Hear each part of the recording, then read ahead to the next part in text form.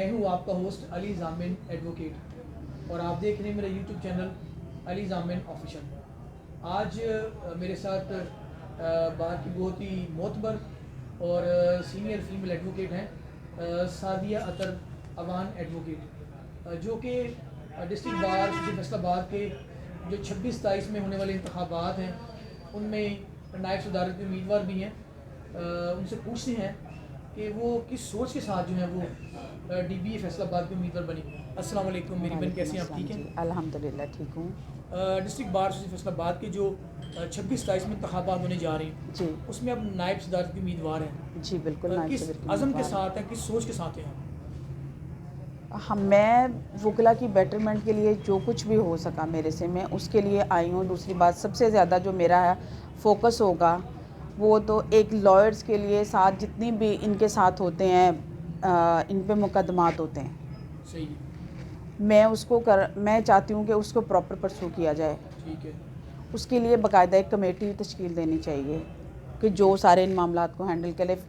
जितने भी लॉयर्स के प्रॉब्लम हैं, केसेस हैं या उनके साथ उनको दहशतगर्दी में इन्वॉल्व किया जाता है, बिल्कुल ठीक है। ख़ासकर स्पेशली इस बात के लिए मैं इसको बहुत कंडेम करती हूँ। अच्छा, दहशतगर्दी से मुझे बात एक ज़हन में आई जी कि देखने में ये है चंद सालों में कि वकला को इंतकामी कार्रवाई को निशाना बनाया जा रहा है जी और वकला का बेशक किसी क्लैरिकल स्टाफ से भी मिसअंडरस्टैंडिंग हो तो वो भी 780 के ज़ुमरे में आता है। जी क्या ये जुल्म बिल्कुल, और ज़्यादती की इंतहा नहीं है? यही मैं बात कर रही हूँ कि हर छोटी चीज़ पे भी जो वकला हैं उनको ATA लगा दी जाती है उन पर कि ये उसमें फॉल करते हैं दहशतगर्दी में। हम मोस्ट सिविलाइज्ड लोग हैं जो लॉयर्स हैं, तो मैं नहीं समझती कि इनका ट्रायल इस बेस में होना चाहिए।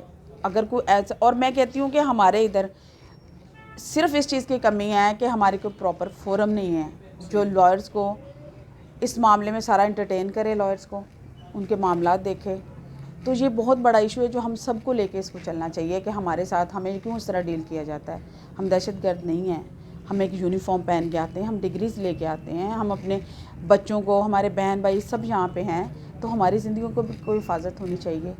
हमें तो पता ही नहीं कि यहाँ पे कब फायरिंग करके कोई चला जाता है और 10 रुपए की गोली भी नहीं लगती उसमें, जिस तरह के बुरी तरह हमारे साथ बिहेव किया जाता है यहाँ पे। ये क्या जो इंतज़ामिया है जी, उनकी तरफ से सिक्योरिटी का फुकदान है और उसे कैसे सिक्योरिटी तो एक तरफ, सबसे बड़ी बात यह है कि इसको कोई प्रॉपरली फॉलो नहीं कर रहा। हम सब में यूनिटी नहीं है जो इन मामलात को देख सके। वही मैं कह रही हूँ ना कि एक कम से कम कोई फोरम ऐसा होना चाहिए, एक टीम तश्कील देनी चाहिए कि जिसमें वो इन मामलात को, लॉयर्स को देखे। बीइंग ए फीमेल लॉयर, जी आप एक खातून सीनियर एडवोकेट हैं जी और आपकी मैं समझता हूँ कि ज़्यादा गहरी नज़र होगी कि जो जूनियर फीमेल लॉयर्स हैं जी। उनके इश्यूज़ क्या हैं। तो क्या समझते हैं कि जो फीमेल लॉयर्स हैं उनके मेजर इश्यूज़ क्या हैं? सबसे मेजर इशू तो उनका ये है कि उनके पास फाइनेंस की कमी है। सही है। वो यहाँ से घरों से आती हैं, उनके पास ट्रैवलिंग के लिए कोई प्रॉपर इंतजाम नहीं है। सही है, बिल्कुल सही है। उसके बाद अगर वो आती भी अपने सीनियर्स के साथ, तो सीनियर जो हैं वो प्रॉपरली उनको अकोमोडेट नहीं करते। बिल्कुल सही होगी जी, चाहे मेल हो चाहे फीमेल हो, ये तो जूनियर्स की बात आती है ना। सेकंड थिंग ये है कि उनको प्रॉपरली गाइडेंस नहीं मिल रही यहाँ पे डेफिनेट। अपने काम के हवाले से। और एक उनको सबसे ज़्यादा यहाँ पे वो खौफज़दा हैं। किस बात से खूबसूरत? इस बात से खौफज़दा हैं कि पता नहीं ये क्या माहौल है यहाँ का। उनको मॉरल सपोर्ट की भी ज़रूरत है, क्योंकि फ़ीमेल्स को हमने घर से ही एक ऐसा माहौल दिया होता है कि मेल और फीमेल का डिफरेंस उनको दिया होता है, जबकि यहाँ पे हम मेल हो या फीमेल हो, we are equal, we are advocates.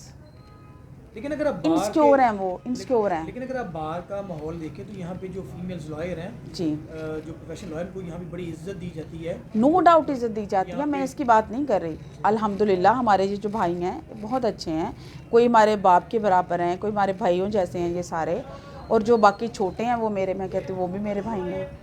लेकिन फिर भी किसी हद तक फीमेल्स इनसिक्योर क्यों होती हैं कि उनको आते ही किसी सीनियर के साथ उनकी अटैचमेंट नहीं होती प्रॉपरली उन ऑफिसेस में, या उनको प्रॉपर वर्क नहीं दिया जाता, उनको वो टाइम नहीं प्रोवाइड किया जाता कि उनको सिखाने के लिए। हाँ जी, वो 8-8 साल गुजर जाते हैं, एक तो केसेस का फुकदान है उनके पास। केसेस का फुकदान। हाँ जी, सबसे बड़ा इशू है उनके पास काम का फुकदान है। तो जिस तरह आप बाकी जगह की तरह इधर भी मेल डोमिनेटेड सोसाइटी है हमारी, ये कोई किसी ने क्रिएट नहीं की कि मेरे मेल भाइयों ने की है, कोई ऐसी बात नहीं है। जैसे आपने फाइनेंशियल इश्यूज़ की बात की, जी, तो कैसे फीमेल्स को सपोर्ट किया जा सकता है? कौन से ऐसे इकदाम किए जाएँ जिससे जो फीमेल्स हैं वो मुआशी तौर पर मुस्तहकम हो? एक तो मैं समझती हूँ उनको कमीशन दिए जाएं कोर्ट्स में। ठीक है। ठीक है नंबर 1 कमीशन। जी, ये मुश्किल जूनियर्स को देना चाहिए। सही है। ठीक है, फिर कोर्ट में ऑक्शन होती हैं, बैंकिंग कोर्ट्स में होती हैं, सही है। लीगल एडवाइजरियाँ हैं। सही है। ठीक है ना, मुख्तलिफ महकमों में जिधर भी जाते हैं, तो ये सब में उनको हिस्सा रखना चाहिए उनका, फीमेल्स का। सही है। और लास्ट में ये कहूँगी कि बार और बेंच का बहुत अच्छा रिलेशन होना चाहिए। होना चाहिए। जी जी, अच्छा होना चाहिए, तभी हम लोग कंफर्टेबली, चाहे मेल हैं चाहे फीमेल है, काम कर सकते हैं। और हमें भी उनकी रिस्पेक्ट करनी चाहिए जजेस की, और हमारी रिस्पेक्ट भी उतनी होनी चाहिए इधर, जी बिल्कुल। इक्वली डील करना